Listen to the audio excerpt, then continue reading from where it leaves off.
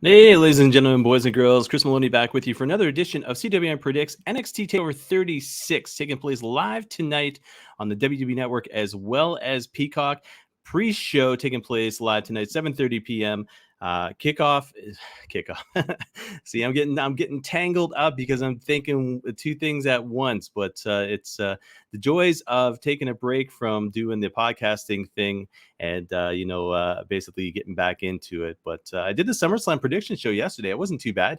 And I went through it without a lot of rambling as well as mistakes. But let's try that again. Pre-show taking place live tonight, 7:30 p.m. on WWE Network's social media as well as Peacock. I think I got to write that time there. But anyways, guys, 6 huge matches taking place tonight. NXT TakeOver 36, again, coming from the Capitol Wrestling Center in Orlando, Florida, which is unique because I thought they might have gone to Vegas with SummerSlam there. But maybe that's why they had done it backwards. Maybe travel schedule-wise, whatever the case may be. SummerSlam last night in Vegas gives the NXT guys, mainly being Shawn Michaels, Triple H, those guys there, the ability to get back to Orlando in time for NXT TakeOver 36 tonight there. But it's going to be interesting. It's, like I said, 6 huge matches taking place. Officially announced for the pre-show, Ridge Holland taking on Trey Baxter. I'll go through the matches momentarily here. But guys, usually when I'm doing a show, there's little kind of Easter eggs, so to speak, with regards to my thoughts, my viewpoints. If you watch SummerSlam, the prediction show yesterday, you'll notice I was wearing the SummerSlam 2019 T-shirt, which featured Becky Lynch on it. So it's a little things there. But I'll tell you this: today I'm rocking a Bullet Club shirt, and if that symbolizes anything as far as one of those matches goes, I'll get to it when I get to it. But usually I try to, wear something relevant, or, I'll have something in the background that's relevant to, like I said, Easter eggs or to my ideas, whatever the case may be.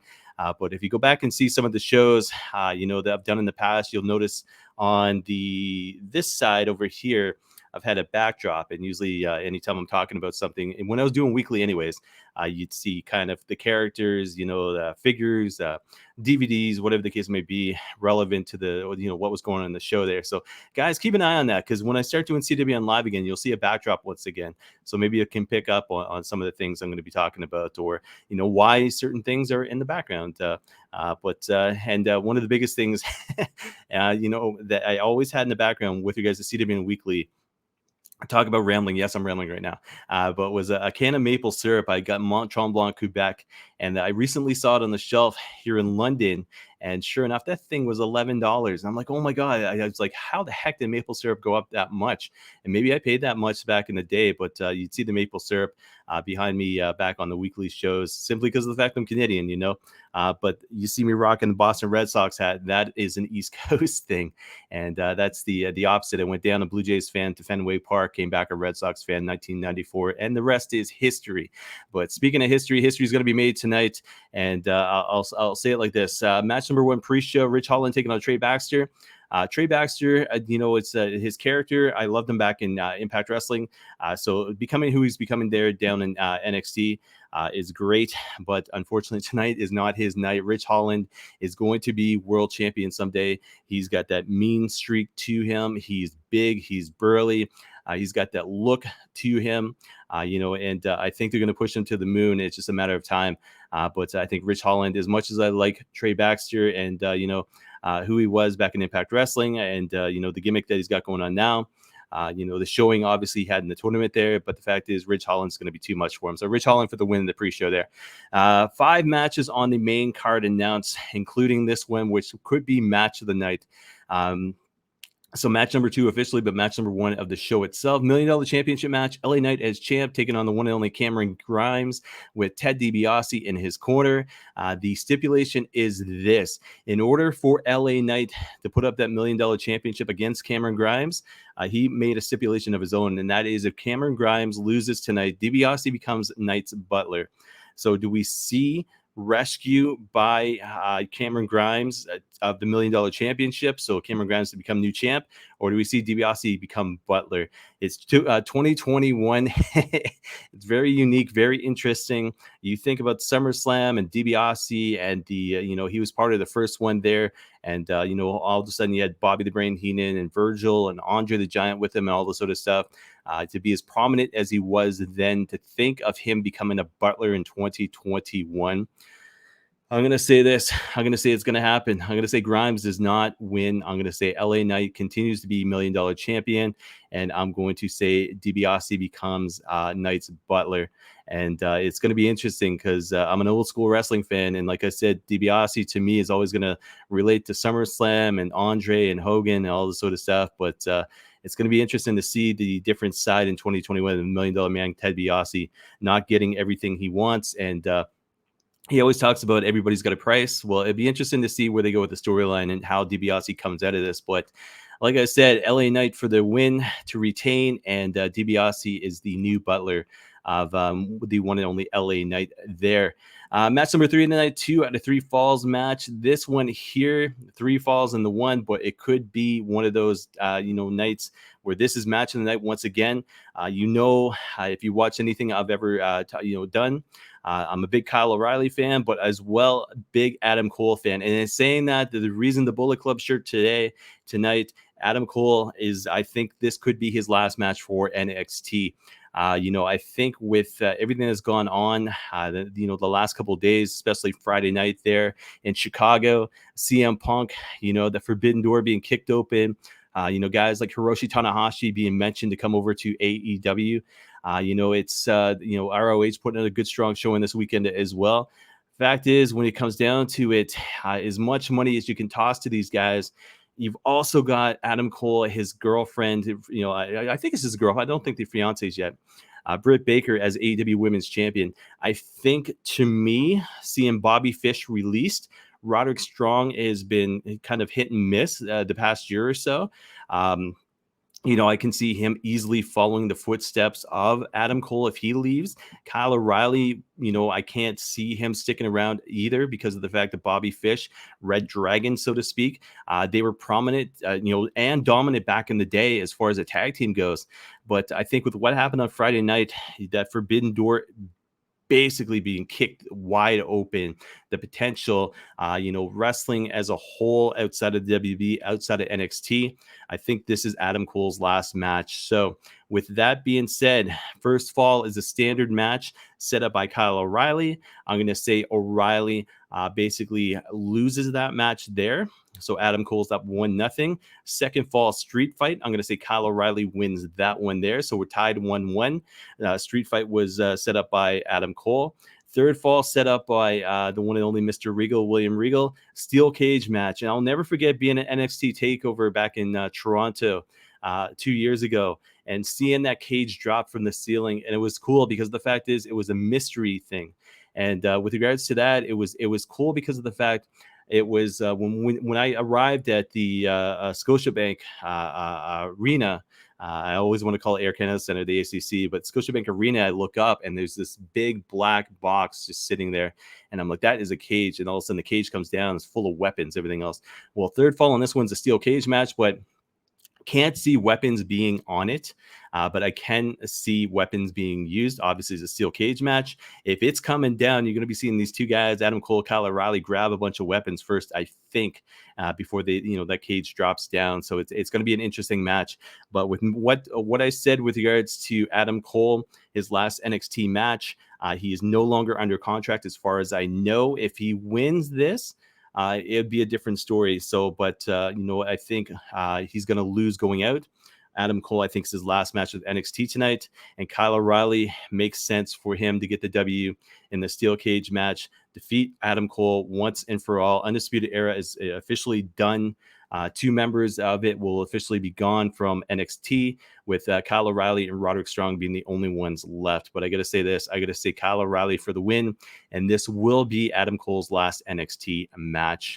It's going to be an interesting week coming up, I tell you that, as far as who's going where. And with that being said, when I mentioned Ridge Holland, Pete Dunne apparently was on that same kind of contract status as Adam Cole, signed a minor extension. So it'll be interesting to see what happens with Pete Dunne, especially, like I said, AEW being so hot right now. Whether or not Pete Dunne sticks around, but it's God, it's an interesting time to be a wrestling fan. I tell you that. Match number 4 of the night is NXT Women's Championship match. Raquel Gonzalez as champion, taking on the one and only Dakota Kai, Miss Benedict Arnold, so to speak. With that being said, the match being set up the way it was great because you knew it was only a matter of time. But tonight is not Dakota Kai's night. I think she's going to live to regret what she did to Raquel by turning on her. And Raquel, to me, is just way too strong and powerful. So I'm going to say Raquel for the win to retain. Dakota Kai is still going to be chasing that championship, even though she has a match tonight. Match number 5, which it could be semi-main event.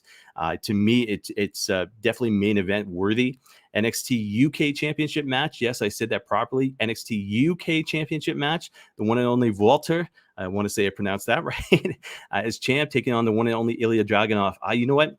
I heard so much about Dragunov, but I never really tuned into NXT UK to be able to check this guy out. I kept seeing pictures and images and stuff on YouTube and his look and the mad Russian and the eyes and his intensity in the ring.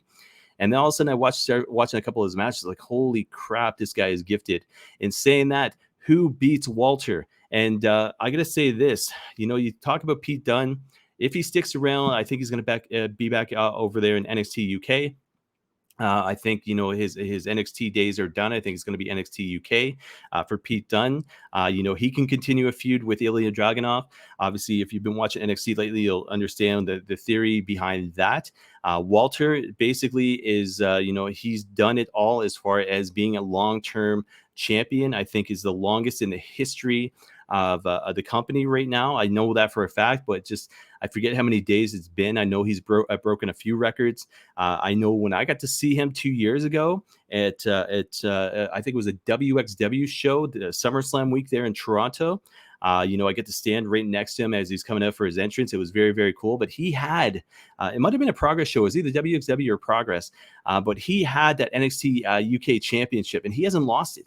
I mean, that to me is absolutely friggin' amazing. To know I was at SummerSlam week, see him with the NXT UK championship, and all of a sudden, next thing you know, 2 years later, he's defending that on NXT TakeOver 36. I mean, that is long-term right there. So who's the right guy to beat him? I'm going to say tonight, I'm going to say big time, Ilya Dragunov for the win. Ends Walter's historic reign as NXT UK champion. Might have been on a little bit of a ramble there, but the fact is it's going to be a big night tonight to see Walter actually lose that championship there. So I'm going to say, and new NXT UK champion, I'm going to say Ilya Dragunov for the win.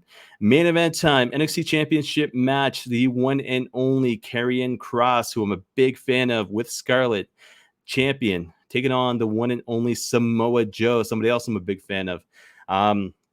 With Karrion Kross and all of a sudden what's been going on with WB Raw and the WB universe, so to speak, his days are numbered in a good way here in NXT. With that being said, his days are numbered as far as TikTok. That's it. NXT is done for him tonight. He loses the championship. He officially goes up on the WWE main roster. And when you look at him, he's been able to sit there and be of great size, so to speak, with regards to the fitting in as far as the big guys go, as far as the WWE universe goes. So to see him move up with Scarlett this time over, he's been without Scarlett up there on the WWE main roster, but that being said, Samoa Joe back in the field, back being signed as a roster member. He takes out Karrion Kross tonight. Karrion Kross ends up going up to the main roster. It's a new era down there in NXT with Samoa Joe as champ, and Karrion Kross and Scarlett are officially done with NXT as far as tonight goes. So it's interesting because you got, like I said, Karrion Kross moving up to WWE main roster. You've got, Ilya Dragunov taking over for the NXT UK brand. And then, like I said, Adam Cole, farewell, Adam Cole, baby, tonight. And I think he's just way too interested. In my opinion, I think he's going to end up, in AEW, but it's with that forbidden door being kicked open, It was weird too because I got to see him against Johnny Wrestling when I saw NXT Takeover back in Toronto in 2019, which was a hell of a series of matches that night. But it's a long time coming. The Undisputed Era. I mean, there was two chants, honest to God, when I arrived at the arena that night, and everybody's chanting in Scotiabank Arena, and then one of them was the big Ric Flair, woo, and the other one was Adam Cole, baby, and it was cool because you're in a 19,000 seat arena and you're hearing your voice echo, and all of a sudden somebody on the other side of the arena would do the Ric Flair thing, who's now doing his other stuff as well, and all of a sudden Adam Cole, baby, and you'd hear that throughout the arena as well. But enough with the rambling. But it's going to be an interesting night. It's kind of tearful night because Undisputed Era was such a huge brand, but when Bobby Fish got let go, it was a matter of time. And then some of the comments that have come out from Vince McMahon, that he's apparently said with regards to the size of the guys, the size of the roster guys. It's just it's going to be interesting. I tell you that before the end of the year. So officially, Rich Holland for the win in the pre-show. LA Knight to retain. DiBiase becomes the butler. We got Adam Cole losing in his final match with NXT. Kyle O'Reilly with the win there, going 3 falls. So we're going in the 3 matches there. Steel cage match at the end. Match number 4, like I said, Raquel Gonzalez to retain. Match number 5 and the match of the night, potentially Ilya Dragunov to win the NXT UK Championship. And then the main event, Karrion Kross to lose to Samoa Joe. Samoa Joe becomes new champ, and Karrion Kross and Scarlett move up to the main roster there. So it's going to be an interesting night. NXT TakeOver 36. Like I said, Capital Wrestling Center, Orlando, Florida, live 8 o'clock p.m. tonight. Peacock WB Network, pre-show at 7:30 p.m. on Peacock social media and the WB Network as well. So, guys, enjoy the show tonight. As always, check me out at Chris Maloney, CWN, on social media. It's been nice being back. CWN Live will be in the works. It'll be a matter of probably September-ish. But I'm missing it. I'm missing doing the weekly show, but I switched over to live for a reason. So stay on the lookout for that.